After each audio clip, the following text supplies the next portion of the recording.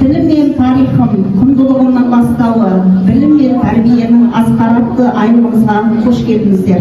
Біздің айлығымыздың мақсаты қоғамдық гуманитарлық пәндер сабақтарында тарих пен тілдің қоғамдағы рөлін қалыптастыра отырып, оқушы бойына құндылықты сіңіріп, тәрбиенің тиімді жолдарын анықтау.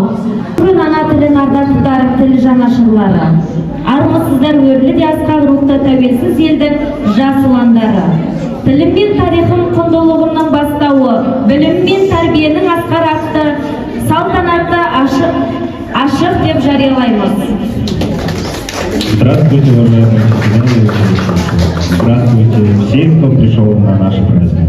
Мы рады приветствовать вас в нашем мероприятии и надеемся, что вам будет интересно провести это время с нами. Good afternoon, after guests, teachers and pupils.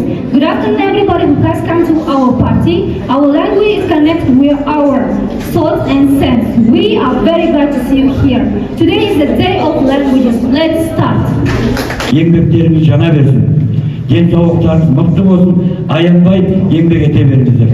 Сәттілік тілеймін барлықтарыңызға.